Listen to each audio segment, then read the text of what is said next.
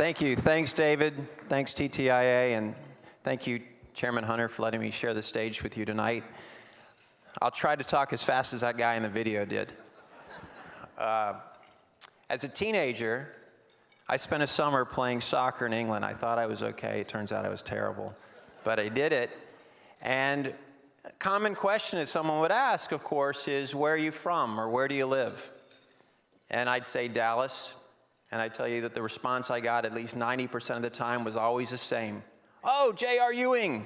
Do you know J.R.? Where's your hat? Or, where's your hat, mate?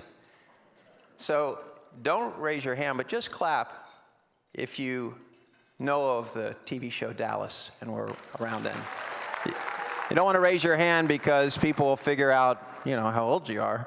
And, but at the time, Dallas was the #1 rated TV show in the world. It was a primetime soap opera. And South Fork was their family ranch.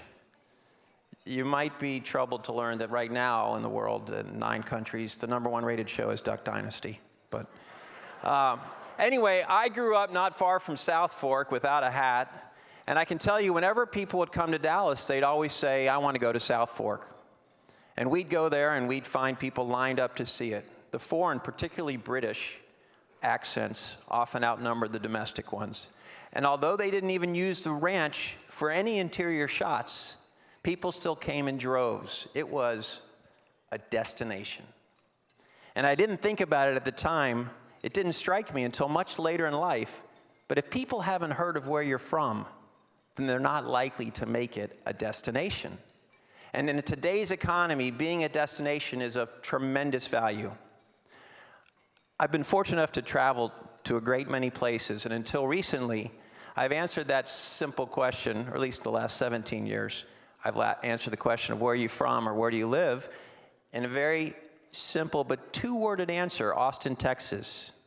For many people and from many cities, a 1-word answer suffices. I'm from Miami, Chicago, Seattle, Denver, and so on. But when you're from Austin, you find out very quickly that if you don't say the name very, very clearly with great enunciation, for anybody who doesn't know South by Southwest, if they're over 35 or 40 years old, and you say Austin, you get a response like, oh, so you're a Red Sox fan, or great chowder, or oh, Harry, you hear that? Harry has a sister from Boston. So you say, no, no, no. So certainly to be a destination, people need to know and have heard your name. Name recognition, just like brand recognition, matters. And that familiarity is starting to change. It's changed for a number of reasons, but I suppose I was asked to speak here tonight because I'm involved with one of them. If you weren't familiar with the Circuit of the Americas when you entered the building tonight, and if you looked at a few of the posters, hopefully you have a little bit better idea now, and then you saw that video. But when we're finished tonight, I hope you know a lot more. And if you haven't been out to COTA, I hope you will go, because there's a lot we have to offer. Most of all, I hope you leave with an understanding of why I found COTA to be a worthwhile endeavor and why it could be very meaningful to many of you. Many of you may be surprised to learn that until a few years ago, I knew very little about Formula One, or racing for that matter. I had one experience with the sport. It was in 1983 when Dallas put on the Formula One Grand Prix. They did it in the middle of June. The track melted. People passed out. It was a complete disaster, total failure. It lasted 1 year, and they never came back. My brother and I went there, and we had a pretty good time. But for 30 years, that debacle was all I really knew of Formula One.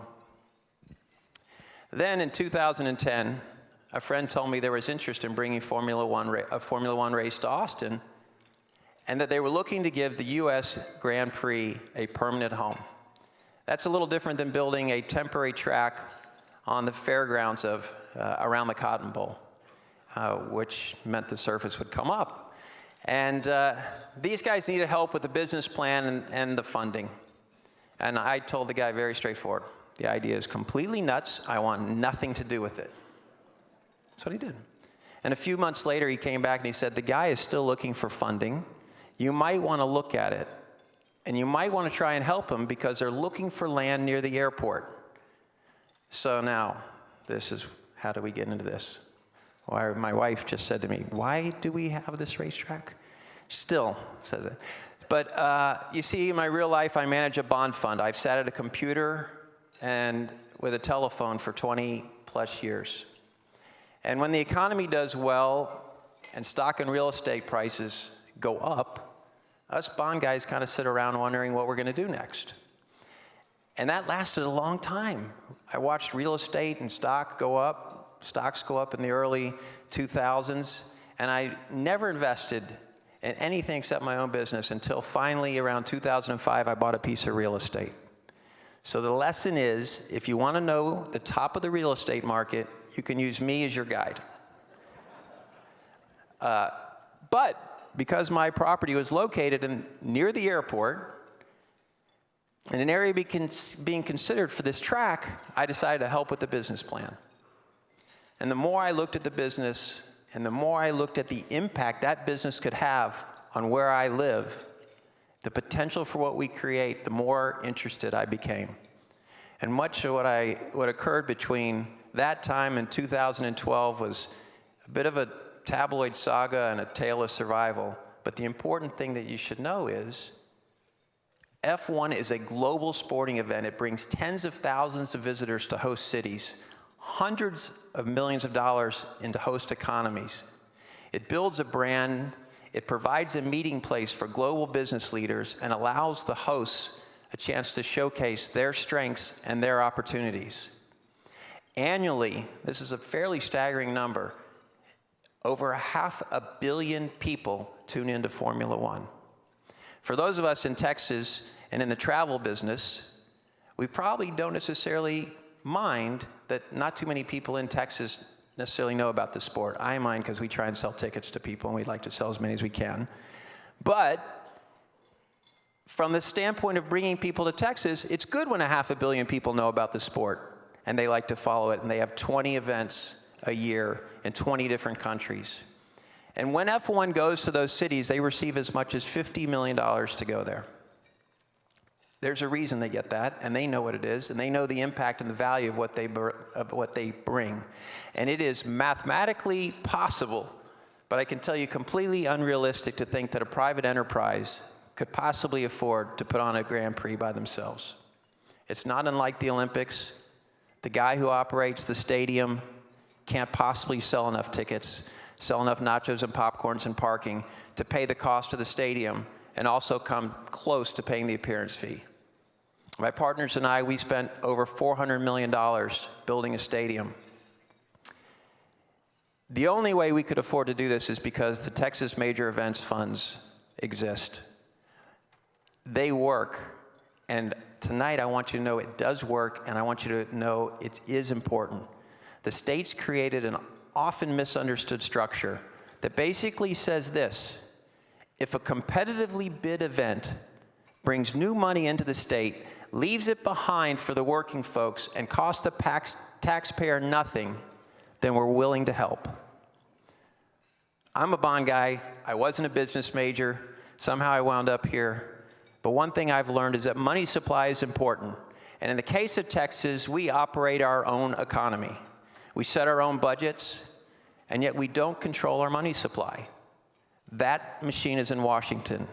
And the only way the state can get more dollars into the state budget is by raising taxes. Or there's this other way. And the best way for us to get new dollars into the pockets of Texans is to have people buy what's made in Texas, or have them walk across the state line, empty their pockets out, throw all their money on the counters of all our merchants, swipe their credit cards, and then get out. And the reality is, no, it's good. They like to do that. And the reality is that when we export things, the profit from those goods sometimes goes to shareholders who don't live in Texas. Hopefully a lot of them do. But as you in this room know, when people come and spend their money as a visitor, the beneficiaries are most frequently those people in the small business and in the hospitality industry. They're small business owners, they're waiters, they're taxi drivers, they're hoteliers, and more. But it goes broader and deeper. This group, you all, know better than any the value that a tourist brings and the dominoes that follow as a result. The restaurants get their food from local vendors. The cars are fueled at local stations. The shirts are cleaned at local cleaners. The rooms are tended to by local housekeepers. The local florist business blooms. And construction is done by local hands. Last year, F1 weekend alone, just that one weekend, brought over $12 million of gratuities and tips, direct or indirect, into the Austin and Central Texas economy. Thank you. That's a good number. Think about it, $12 million in one weekend of additional gratuities and tips. And that money did not go into the pockets of a rich corporation or the guys that own the stadium. It went into hard-working, well-deserved people's pockets, and it helped their lives. And overall, since we opened for business, it's only been about a year and a half, COTA's generated more than $1 billion of economic impact for the state of Texas. Thanks. $250 million from each F1 race. We spent $400 million on construction and another $150 on the other races. But we have more coming next year. And as I'll explain in just a bit, the real impact can't just be measured merely by the dollars that come in that week. But for now, let's focus on that just alone. In the case of the 2013 United States Grand Prix, over 60,000 people came in from out of state. And as you might have seen when you entered, if you didn't, take a look on your way out, but hotel prices aren't very cheap that week. And if you live in Austin, you may have heard the Days Inn is $400 a night. It's a 4-night minimum. And this week it's $60 a night or $49. Because we're sort of a small market, we just don't have quite enough hotel rooms. The hotels can raise their prices to some pretty healthy numbers, and they can demand 4- and 5-night minimums. I'll make a case for you that having the event in Austin is better than having it in Dallas or Houston, because even if you think about it, the international visitor, when you go somewhere, you don't go just for the weekend. You're going for the week. And what do you do when you go to that country? Which Texas is a country, right? So what do? Most of them come through Dallas or Houston, and they're likely to stay a couple days there. And when they come to Austin, and we've done a thing that I heard Salado yell, or Fredericksburg over here, and New Braunfels. So hopefully you've seen people that want to spend time and explore and find out about your cities or your towns, and if they haven't, then we have a place for you guys at the track when F1 is here to reach those visitors and to showcase what you have, because you've got a great place to visit, and we want them to explore the state. So I got to think, if you're going to another country, you're not coming for 2 or 3 days, you're going to explore what's around it. So it's a great opportunity, and the benefits go beyond just what happens here. I'll tell you this, one other thing. I challenge you to find one other event in the United States that brings as many people to this, from out of the country to that place. Nothing. There's nothing bigger than the U.S. Grand Prix. The United Nations meetings doesn't touch it. The Super Bowl, the Kentucky Derby, the U.S. Open, there's nothing close. The only thing that comes close to what happens here is the World Cup and the Olympics. And we don't have those in the next few years. A recent report by an independent publication put the earned media value of the 2013 United States Grand Prix at more than $135 million. I don't exactly know what earned media value is, but $135 million is a lot of it. They tell me it's the estimated value of what it would cost Texas to buy the global exposure that it receives race weekend via the international broadcasts and press reports. You should know that for Formula One weekend alone, we have over 700 media credentials. We have 600 photographers and 600 reporters, 150 photographers, and we have to build a room that's about this size just to house them in. We have 32 broadcast booths. 29 were occupied with networks from around the world, sending signals back and broadcasts in a lot of different languages. That's great exposure for our state. It's a great chance to showcase all that we have. And believe me, they don't talk just about the cars the whole time. They talk about places like Wild Bubba's Grill, which if you look on a poster out there, you'll find out about. They talk about other towns that they visit and the great things, and they really love coming here. It's a little different than when they go to Monaco or Singapore or some of the big cities, Milan, because the city can get around and embrace it. They love this event. They love coming here. And if you talk to anyone, and I talk to a lot of the people in that business, they love coming here because they think the people in Texas are fantastic. They have more fun, and they like the people here better than any other stop on the whole circuit. So,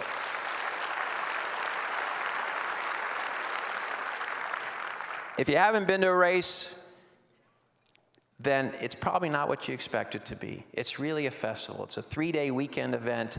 There's almost 3 miles of track, I should say, of paths around the track and hillsides to wander, and there's villages. There's music, interactive demonstrations, games, and there's a lot of food. Bavarian beer garden, Mexican cantina, sports bars. It's a great way for family and friends just to share some time together. And it's a chance to be part of a truly global sporting spectacle. And while Formula One is a great event, it's what happens the rest of the year that I'm most proud of. But you have to realize it's the Major Events Fund and Formula One and the whole process that the state had the vision to start that's made everything else I'm about to tell you about possible. Formula One tracks themselves are tourist destinations. Before we opened our gates on weekends for people to go up on the tower, we would turn often 100 cars a weekend away of people just wanting to go see the track. And by this summer, we'll have open a tour program to where a visitor can come and take a ride up in a 250-foot tower that has a glass floor that's really cool. So please come up there and look. And then you could take a ride around the outside of the track on a double-decker bus that we've cut the top off of so you can see over the fence, and you'll learn about the forces that these drivers experience and a little technology behind the cars. And then you can go in a mocked-up garage and learn even more.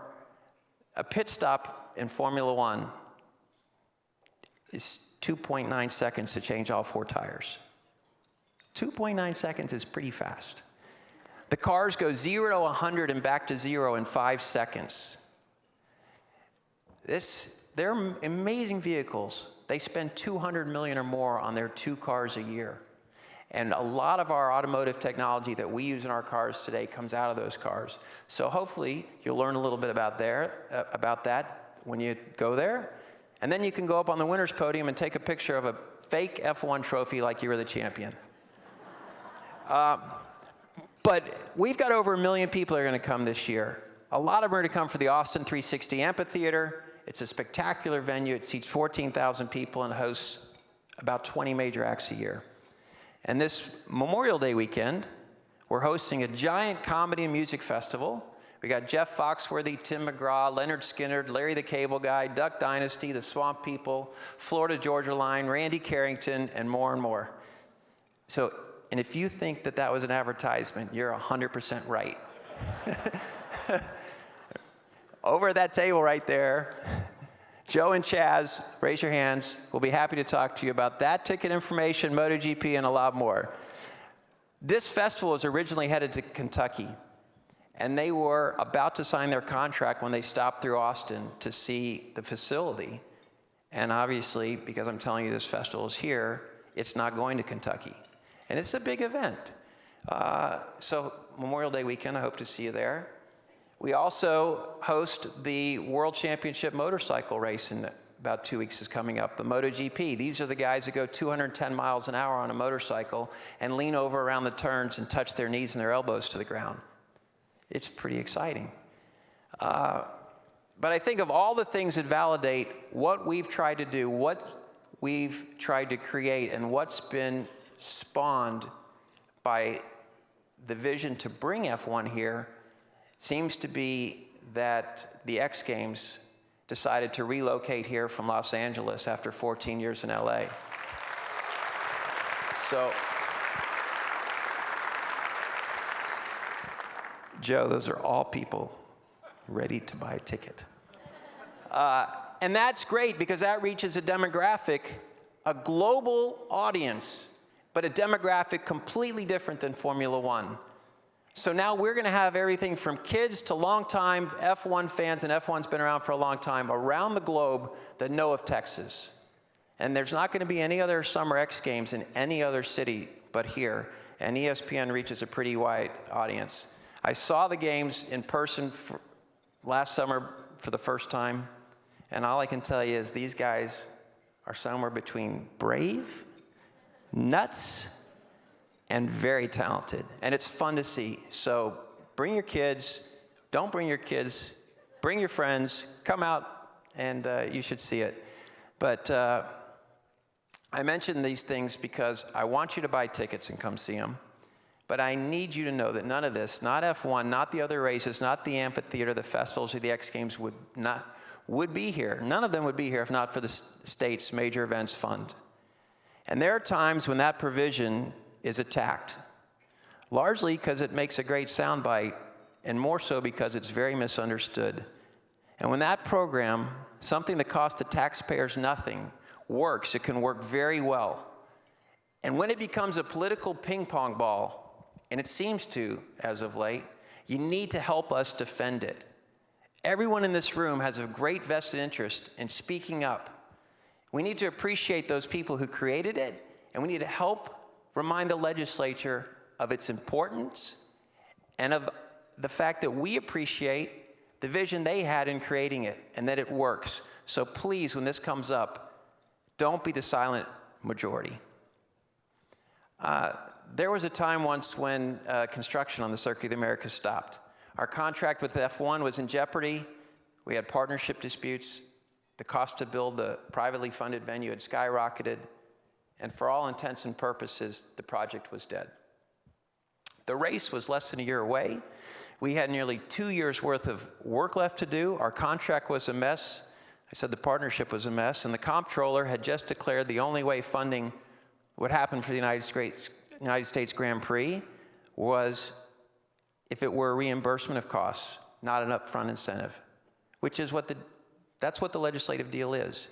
But it was Thanksgiving of 2011, and I got a phone call from the president of the construction company. Now, mind you, we had 600 people a day to 700 people a day on site working, and afterwards we went to 1,400 people a day. But I remember when Senator Kirk Watson came by one Tuesday morning during a construction safety meeting, and as he passed the rows and rows of cars and trucks in the parking lot, he said, "See all those cars right there? Every one of those is a family that's eating because of this." Those were powerful words. They really stuck with me. And it was Thanksgiving 2011, I got a call from the president of the construction company. He said, "Well, I've read in the papers that you're having some talks with F1 about getting that contract worked out. I just want you to know, a lot of people, when I say we all, are counting on you. Happy Thanksgiving." That's what he said. It was at that point, I really decided this project could not die. And I've been very fortunate to have some success in business. And while I hope I do my best to be a good member of the community, when I realized that this project could die, I looked at it a little differently. And sure, I give my money, I hope, in smart ways. I give to hopefully needy causes, for example, the food bank. But I know that that's a one-way transaction. It goes in and out. And I thought, when in my life am I going to have the chance to create something that benefits and touches so many people, brings billions of dollars in my lifetime, I hope, several, but I hope I'll live that long, to the local economy, and makes a meaningful impact on so many people. Not only that, but I might be able to make a profitable business out of it. And so far, I've been half right. We've made a heck of an impact. But last year at this time, I took my kids on spring break and we went to Europe, because now that we have a business partner in Europe, we can kind of mix sometimes a little bit of fun and a couple meetings.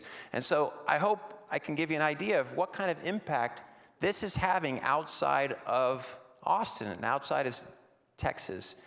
If you've been around Europe, you may have seen Sky News. It's kind of the international equivalent of CNN. They throw a lot of today's top stories at you, and then before they go to commercial, they show the global weather for major world cities. And on this trip, I was watching Sky, And they scrolled through global cities forecasts.